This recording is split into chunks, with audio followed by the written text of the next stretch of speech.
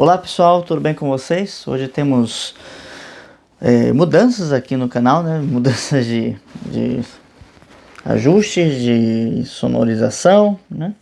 Então, mas o vídeo de hoje ele vai trazer um pouco de algumas coisas que já tive falando ao longo da semana, e começando lá pelo Substack, onde eu comecei a abordar um pouco da ideia dos haikais, né? Trouxe um haikai essa semana, escrevi um pouco sobre isso e estava pensando sobre a ideia de contemplação nas artes, e que isso se relaciona muitas vezes com um sentido religioso, e que uma coisa não exclui a outra, né? Quando a gente se transporta para uma abordagem mais tradicional da cultura, né, como eu costumo trabalhar aqui, cultura como cultivo de valores, que isso já é uma herança, né, romana, uma herança de Cícero, e que, por que não, né, Platão já vai trabalhar isso dentro dos seus escritos, Aristóteles também, enfim. Os romanos vão herdar isso dos gregos e vão herdar a sua abordagem de cultura como um elemento diferente do que a gente acostuma hoje, né? Que está acostumado hoje. Porque a gente vai trabalhar de que forma? A cultura é simplesmente como acúmulo, assimilação de informação e como elementos que eu preciso adquirir. Não se eu quiser passar numa prova, não, nem isso. Mas elementos que eu queira adquirir se eu quiser parecer mais inteligente, se eu quiser parecer uma coisa que na verdade eu não sou. Como se de repente eu tivesse uma identidade, uma personalidade, e essas coisas, essa cultura fosse se aderindo com uma série de penduricalhos, uma série de apetrechos que vão se aderindo mesmo, né, à minha pessoa, mas que não falam nada sobre mim. E nesse sentido que eu falo para não se ter hobbies, né? Não tenha hobbies, porque o hobby ele é sempre uma coisa solta, né? Afastada daquilo que eu sou enquanto pessoa, enquanto essência. É claro, eu estou fazendo uma provocação, mas a ideia é que em todas as coisas que nós desenvolvemos na nossa vida é importante ter um sentido de unidade, um sentido de presença, de centro, de eu, onde a pessoa humana, né, o ser humano, aquele que fala, tem que ser o centro, e não porque vai ser o centro das atenções, mas porque ele precisa ser o centro da sua consciência. E a partir desse centro da sua consciência, outras coisas vão se colocando ali, tá? Então vamos falar um pouco hoje dessa contemplação e do que contemplar, né? Porque, como eu falei, as artes têm essa relação, né, na abordagem tradicional com a religião, com tudo que seja relacionado ao desenvolvimento de valores, né, humanos, estéticos, morais, enfim. E nesse sentido, o que eu estou trazendo aqui vem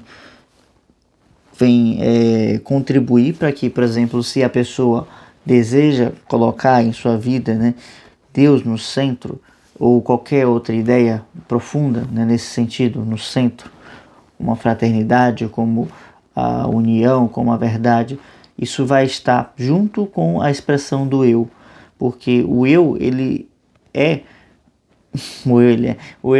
ele se fortalece, se assenta na expressão desses valores, justamente porque o eu, ele é a própria síntese ou esses próprios valores de uma outra forma, de uma forma humana.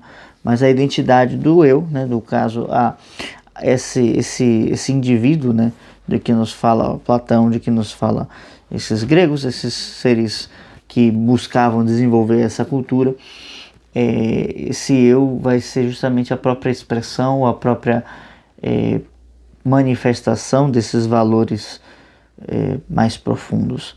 E nesse sentido que eu falo, por exemplo, sobre sentimentos elevados, sobre ideias elevadas, que são elementos que estão relacionados com essa própria cultura, essa própria carga ancestral.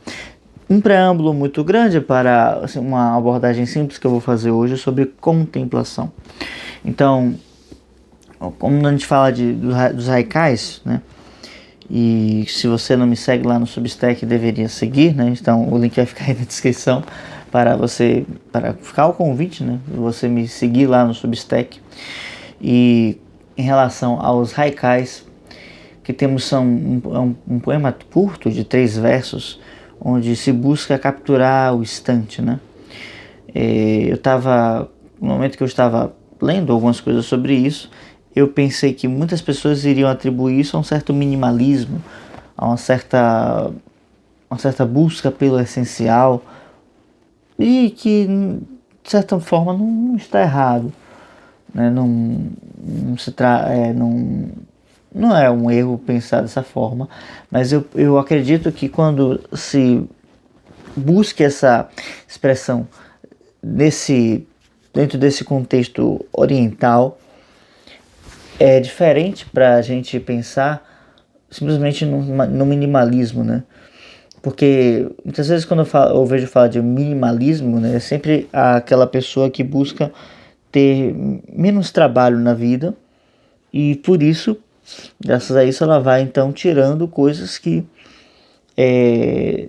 não acrescentam muito mais coisa. Então basicamente ela faz o que é essencial para sobreviver. Então aí vamos pensar, ela trabalha, ela cuida da casa e da sua família e deu, né? E como eu estava falando no último vídeo que foi aqui no canal, foi ao ar ontem, né? No caso, porque esse vídeo vai pro ar agora no sábado, né? E o vídeo que foi ao ar ontem eu falava sobre a luta que precisamos estabelecer para se chegar à sabedoria. E de maneira análoga, ou talvez não de maneira análoga, mas na mesma trilha, na mesma trajetória, a luta que precisamos estabelecer para estabelecer cultura. O caminho da cultura e o caminho da sabedoria, eles são o mesmo caminho. E vemos isso hoje de forma separada. Quando vamos desenvolver um processo de adquirir cultura, né? É um processo de fortalecimento da alma, é um processo de fortalecimento da mente, é um processo de fortalecimento dos nossos valores, porque vai exigir de nós uma certa dedicação, né? Nunca, por mais que eu pregue aqui que a arte, a cultura, ela deve se integrar na nossa vida, né? De forma natural, de forma orgânica, e não o contrário, né? Como tipo abandonar toda a nossa vida para se dedicar simplesmente aos estudos. Eu nunca coloquei isso aqui, né? Então a gente deve buscar colocar esses elementos em nossa vida. Isso vai construindo em nós essa robustez, essa força de caráter, essa força de espírito, porque como eu falava, né, e o Schiller traz como exemplo o mito de Atena, né, a luta pela sabedoria, a luta pela cultura, ela começa quando a sobrevivência ela está de alguma forma estabelecida. Não dá para lutar pela sabedoria, não dá para buscar a cultura quando há que se preocupar com o que vamos comer amanhã, né? Tipo, ou como a gente costuma falar, né? Vender o almoço para comprar a janta. Essas coisas são muito difíceis de serem estabelecidas, é necessário ter uma mínima ordem. A sabedoria, como eu falava para uma turma essa semana, a sabedoria é a expressão da ordem dentro do gênero humano. A sabedoria é a máxima expressão da ordem dentro do gênero humano. E nesse sentido, né, no sentido em que alguma ordem é estabelecida, então se há uma contemplação daquilo que deve ser contemplado. E aqui eu trouxe, claro, né, Hugo de São Vito para falar um pouco sobre a contemplação, né? um adendo, né? Um amigo meu uma vez disse que eu dava muita ênfase no Hugo de São Vito porque o meu nome é Vitor, né? Na verdade eu não estava preocupado com o Hugo, simplesmente com o Vitor. Enfim, bobagens à parte. Ele vai falar aqui da contemplação. Vamos ler aqui o texto, vamos passando rapidinho e a gente depois para sobre a contemplação e voltamos para poder explanar um pouco isso. Então ele fala aqui, são 3 as visões da alma racional: o pensamento, a meditação e a contemplação, certo? Já fiz um vídeo sobre isso, as 3 visões da alma racional, caso você queira ver. Vou deixar um card aqui, espero que eu lembre de deixar esse card aqui, tá? Então, são 3, né? São as 3 visões da alma racional: pensamento, meditação e contemplação. E isso é importante porque eu vou fazer um parêntese aqui, porque eu vou falar um pouco agora dessa ideia de meditação / contemplação que a gente tem, né, vulgarmente, e que é o que eu quero trazer aqui. Quando a gente fala de contemplação ou meditação, a gente sempre vê alguém, sei lá, eu penso, a primeira imagem que me vem à cabeça, né, e eu imagino que deva ser a mesma que vem a vocês, é alguém sentado em posição de flor de lótus, né, ou seja, com as pernas cruzadas e recitando algum mantra, né, ou coisa do tipo. E contemplação sempre tem aquela coisa meio abúlica, né, de ficar largado na grama e olhando, né, sei lá, o céu, olhando as nuvens, olhando as árvores, enfim. Eu não tiro de forma alguma a ideia de que o processo de contemplação seja, de certa forma, um pouco mais passivo, certo? Porque é um processo que a gente busca aceitar, acolher, abarcar as coisas sem que eu fale sobre elas, mas que elas possam falar por elas mesmas. Então, no processo de contemplação, a aceitação da realidade como ela se mostra, com as suas... É porque, é que tá, né? A gente observa as coisas sempre de forma dual. Então, está chovendo hoje.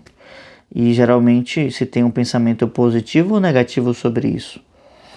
Sei lá, se a pessoa trabalha como entregador de moto, ela vai dizer que isso é negativo, né? Isso é um problema, ou ali odeia a chuva, odeia quando chove. Mas se uma pessoa trabalha em casa e estava cansada do calor, ela vai gostar desse climinha mais friozinho, né? Como se fala, né? Do tempo frio, e vai, sei lá, fazer um chocolate quente, tomar um café. Mas para além dessas opiniões, tá? Isso tudo são opiniões. A chuva é a chuva. Ela não vai deixar de ser chuva e não vai deixar de chover, né? A chuva não pede permissão para chover, porque a chuva ela é. E assim como você que está me escutando, né, não pede permissão para viver, porque você é um ser. E trazer as coisas para essa realidade última, esse eu sou, essa materialidade que se converte em uma essência pura, que não pode ser distinguida uma coisa da outra, né, faz com que a gente vá a essa abordagem que pode ser tida como minimalista, entre aspas, mas que na verdade é essencialista, ou seja, se volta às essências das coisas. E por isso o poema pode ser curtinho, 3 versos apenas. Na ideia da meditação, a gente tem uma outra ideia, né? Contemplação é essa coisa de você, a imagem, né, que a gente traz, essa coisa de você olhar pro horizonte, ficar meio abobado assim em relação às coisas, né? Mas na meditação sempre tem essa imagem meio da coisa, e mantras e flor de lótus, incensos talvez. Todas essas imagens são rasas em sua essência, mas no que tange ao oriental, realmente há esse processo de buscar concentrar a mente em alguma ideia e, depois de um grande esforço nisso, passar a uma meditação, que seria buscar trazer a ideia para isso, sim, né? Então, essa ideia é uma coisa muito abstrata, muito sutil, que não é simplesmente, pensei e aí acabou. Né? É uma prática, digamos, de aprofundamento e de encontro consigo mesmo, né? Um escrito, né? Um escrito comentou aqui recentemente que os trabalhos, os vídeos aqui tem um pouco de maiêutica, né? Maiêutica é aquele trabalho de Sócrates que fazia a aparição, né? Ele paria as almas. Então, de certa forma tem um pouco disso, né? Mas porque assim como eu busco incentivar que vocês reflitam sobre algumas coisas, eu mesmo estou refletindo sobre essas coisas nesse mesmo momento aqui. Então, no processo, eu penso algumas coisas antes, uma ou duas ou três ideias, mas desenvolvê-las, né, na frente de vocês, embora eu não tenho ninguém aqui na minha frente, mas falar para uma câmera e saber que eu estou falando com você que está me assistindo, isso tem um peso diferente. E esse processo de fazer esse parto é um esforço que eu desenvolvo aqui com vocês e que está relacionado com o processo de ir falando com o coração, que eu já abordei aqui em outro vídeo. Então, a meditação vai buscar, para o Ocidente, né? Vai buscar a chegar em uma ideia específica de forma muito concentrada. Enquanto não se chega a essa ideia, não se desiste dessa ideia. Então, sempre que eu medito sobre algo, eu preciso ter uma resposta melhor do que a que eu tinha anteriormente. No caso de eu fazer isso várias vezes e não chegar a uma resposta melhor, provavelmente quer dizer que eu cheguei a uma verdade, né? Meio difícil que isso aconteça, mas é teoricamente possível, né? E também porque é meio difícil porque as verdades que a gente vai encontrando vão se relacionando com outras abordagens que a gente vai tendo durante a vida e isso vai tendo um efeito diferente sobre nós. E agora, finalmente, vamos agora falar aqui, voltar aqui pro... Não, ainda não. Vamos pensar o seguinte.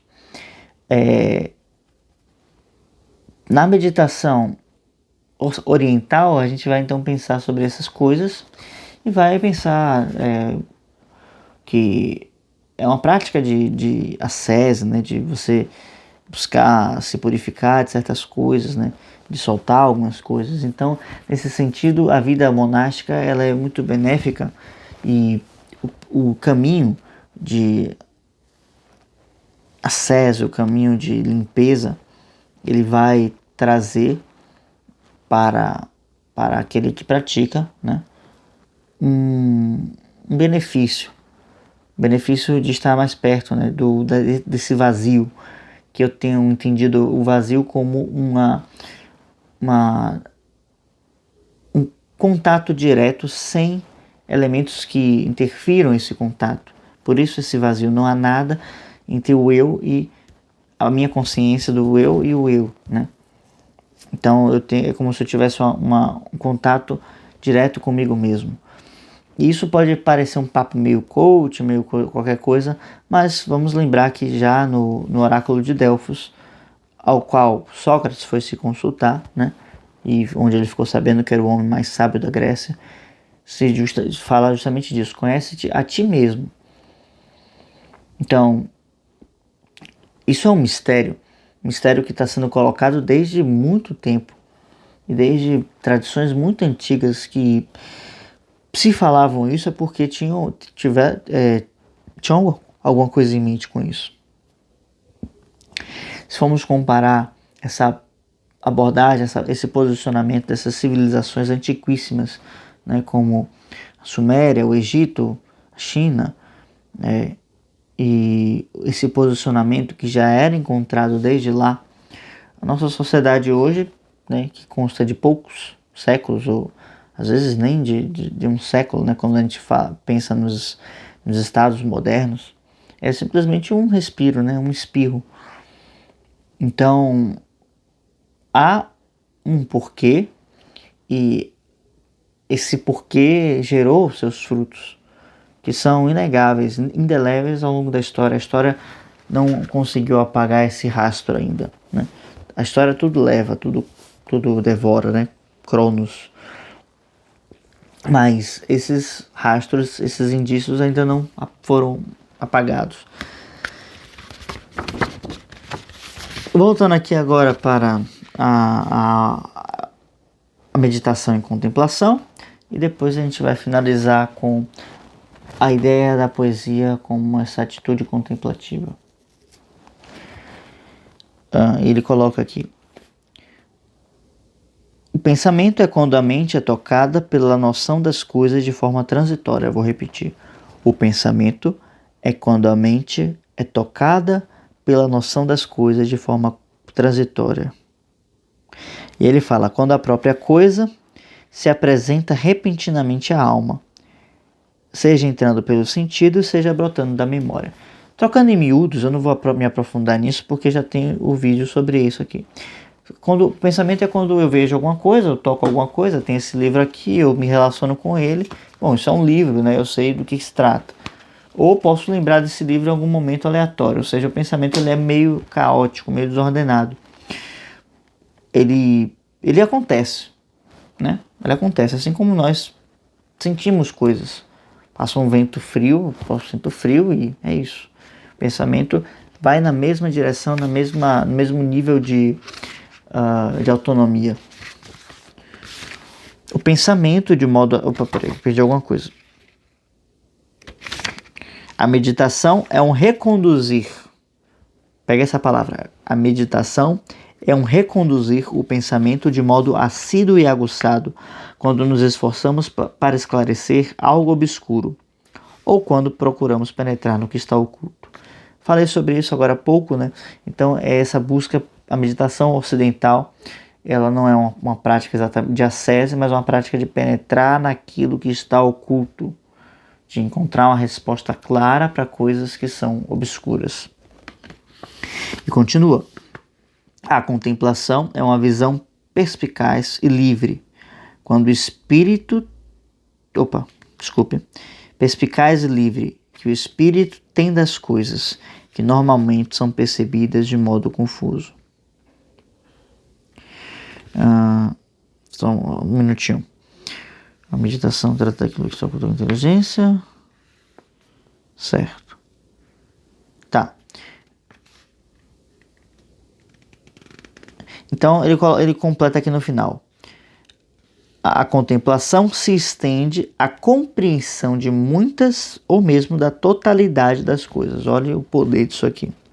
Então vamos pegar essa ideia, compreensão de muitas ou mesmo da totalidade das coisas. Ou, para simplificar, a contemplação se estende à compreensão da totalidade das coisas. A contemplação é uma visão perspicaz e livre que o espírito tem das coisas que normalmente são percebidas de modo confuso. E complementando, se estende à compreensão da totalidade das coisas. Daí então a gente pode pensar um pouco naquele abobado que eu estava falando mais cedo, que na verdade não é tão abobado assim, né? Que quando vem a contemplação, o momento de contemplação, né? É quando depois que se passa por um esforço ou vários esforços muito grandes de meditação e as coisas são percebidas agora, as verdades separadas se unem como num grande complexo de engrenagens, mas pegando a engrenagem só como um exemplo, não estou dizendo que o mundo é uma engrenagem para não ter alguma confusão em relação a isso, mas que no seu funcionamento mecânico tem essa semelhança, né, de boa estrutura. Então, a contemplação, o que é que ela faz? Ela ajusta aquelas engrenagens da meditação para que elas funcionem agora todas em conjunto, em uníssono, em uma mesma sintonia. Então, a contemplação é esse olhar que está ajustado às coisas e sintonizado à natureza. Então, no momento em que nós contemplamos, estamos abertos, né, como eu falei mais cedo, abertos ao que a realidade me tem para mim, ou quer me mostrar. E não simplesmente eu vou colocando a pecha que eu quiser sobre as coisas. Às vezes eu, por exemplo, eu falei da chuva, né? Chove, e aí eu penso que, poxa, eu preciso sair agora, que desgraça, né? Não quero que chova. Isso é um pensamento, isso não tem de modo algum um juízo real sobre as coisas. Né? Não é como se eu estivesse dizendo, chuva boa, ou chuva ruim, ou chuva... Né? A chuva ela é, e eu simplesmente tenho um pensamento de acordo com as minhas necessidades. É uma coisa quase que instintiva o pensamento, muitas vezes. Então chove, eu penso, nossa, que porcaria. Mas poderia chover em algum outro momento e vou dizer, que bom, está calor. E agora vou me refrescar. Entende essa ideia, essa fluidez do pensamento como uma coisa meio doida, né? E depois de meditar profundamente sobre muitas coisas, de repente, vem uma contemplação. E o poeta se abre a isso. E para mim é muito interessante o Basho, que é o considerado, né, o maior mestre do Haikai, aquele que popularizou o Haikai como conhecemos hoje nesses 3 versos. Ele tinha essa vida de monge mendicante, que é uma coisa muito comum na religião hindu, né? A ideia daquele ser, daquele homem, né? Aquele Brahma que se desapega das coisas do mundo e faz uma jornada, uma viagem para buscar a sua identidade. E isso passa para o budismo, né? E isso chega ao Japão, né? E esse estado de pobreza, né? Como vai falar os monges ocidentais, né? Esse não ter nada material, ele tem como finalidade a busca por esse contato, essa contemplação com as coisas da natureza, as coisas em sua essência. E porque, repare bem como as coisas se ajustam, né? O pensamento, como o exemplo que eu dei, ele vai colocando uma série de etiquetas nas coisas às quais nos relacionamos, de acordo com a nossa opinião, de acordo com aquilo que me favoreça ou me desfavoreça. Aqui em Salvador, uma coisa muito comum que acontece é do preço do guarda-chuva aumentar em dias de chuva, né? Isso é muito comum. Então, nas passarelas, né, nos locais onde se tem muitos vendedores ambulantes, então o guarda-chuva ele dobra, né, de preço, triplica de preço às vezes. Então, o pensamento de um comerciante de guarda-chuvas nesse momento, quando chove, é o que? Opa, muito bem, vamos lucrar mais, vamos ganhar. Hoje é a boa, né? Vou fazer a boa hoje. Entende? Então, nesse ramo dos pensamentos, nada é assim de cunho absoluto, porque nada está se relacionando com uma verdade clara, né? E, enfim, isso tem algumas nuances, mas não vou desenvolver isso aqui. Vamos voltar pro monge, né? A partir do momento que eu vou me soltando das coisas, vou tirando, né, me desapegando das coisas, eu tenho menos preocupações, então os pensamentos intrusivos, os pensamentos aleatórios, eles são menos voltados a essa dicotomia de ganhos e perdas, eles acabam sendo elementos mais sem julgamento. E cada vez mais você vai se voltando às coisas como elas são e não como elas aparecem para você por essa ou por aquela circunstância. Tá bem? Dentro da poesia, né? Já está ficando um pouco longo, né? Já era para ter terminado aqui. Mas dentro da poesia, como isso se trabalha? Finalmente. Há um ponto, né? Há um desenvolvimento ou uma forma, né? Ou um estado vamos descrever como um estado. Eu falo muito de técnicas e de que se deve desenvolver a cultura, a filosofia e um certo domínio de todas as coisas no que tange a poesia, que o poeta deve estar totalmente consciente daquilo que ele faz. Mas muitas vezes essa consciência deve vir posteriormente. Porque o processo de criação, quando se abre à natureza, quando se abre a um estado receptivo, começa a assimilar certos elementos, certas ideias, que no estado de atividade, e aí eu falei mais cedo, né, bem mais cedo, da passividade, né, daquele que contempla, no estado de atividade a gente não consegue atingir. Então, para aquele que escreve, é necessário fazer essas experiências de vazio, de deixar que um elemento da natureza ou uma situação adentre a sua alma e que você possa expressar isso como vier. Porque faz parte do processo de aprender a criar, né?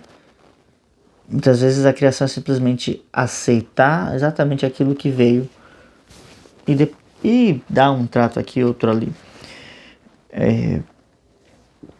E nesse processo de aceitando tudo que veio, né, à mente ou aos nossos sentidos, a gente vai então desenvolvendo uma espécie de comunicação com a natureza. Então, eu falo sempre que a poesia, quando ela deixa de ser autocentrada, ela passa a ter 3 forças principais.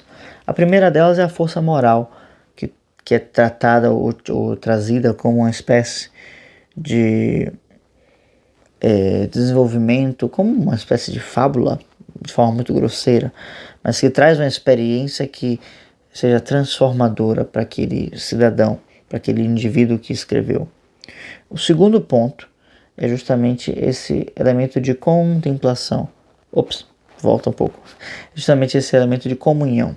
Então, através de um estado contemplativo, meditativo, o sujeito vai se abrindo aos elementos da natureza e ele deixa que a poesia chegue a ter... Isso pode parecer uma coisa meio mística e tal, mas não, é simplesmente o processo de pensar de maneira receptiva, aberta ao que vai surgir.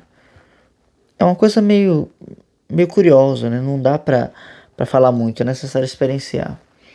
E nunca falei sobre isso aqui, né? Mas se vocês quiserem, eu posso fazer um vídeo só sobre isso. Tá bom? Deixa aqui nos comentários se você quer que eu faça isso. O outro elemento é justamente o aspecto místico da coisa. Falei da relação da poesia com a religião, da poesia com os elementos mais profundos, mais superiores. E no que tange, o que estou trabalhando aqui, essa mística, na verdade, está relacionado com os valores do indivíduo. Então, quais valores esse indivíduo possui? O que é que ele traz dentro de si? Qual a sua, o que te move? Quais os seus fundamentos? E como isso se relaciona com os arquétipos que são elementos invariáveis, indeléveis e perenes. Ok? Então, aí já é um outro patamar, né? E que são poucos os poetas que trabalham, né, esse tipo de poesia, né, e de arte no geral. Isso são princípios da arte que eu defendo no meu método, na minha abordagem, e que me parece estar fundamentando toda a grande arte, toda a grande expressão poética, porque estão relacionados com 3 forças, né, do ser humano, estão relacionados com 3 forças da natureza. E isso filosoficamente se estrutura e se articula de forma muito bem. Muito bem, assim como os arquétipos platônicos, né? O bom, o belo e o verdadeiro, certo? Então, desse ponto de vista, o bom, o belo e o verdadeiro, a gente vai justamente relacionar essas coisas, né? O bom enquanto ação moral, o belo enquanto esplendor dessa ação ou esse estado de esse amplo ajuntamento, essa comunhão, tá? E o verdadeiro enquanto essência última e aquilo que não pode ser falado, apenas ser vivido, e a verdade, ela não pertence aos homens, né? Já vai dizer as máximas gregas, se não me engano é Platão que fala sobre isso, né? O que é verdade para os homens é mentira para os deuses, o que é verdade para os deuses é mentira para os homens. Então, sobre isso há pouco o que se dizer, mas muito o que se meditar, muito o que se contemplar. Então, dentro da experiência de escrita, convido vocês a fazer essa experiência, né, de contemplação, tá bom? Por hoje é isso. Caso queira saber sobre esse livro, tem na descrição para adquirir. Se você quiser estudar comigo, o link do Clube do Livro está embaixo. Se inscreva no canal, né? Mais de 70% das pessoas que me assistem não são inscritas no canal. Dê um like no vídeo, enfim, até a próxima. É isso. Espero que vocês tenham gostado. Tchau, tchau.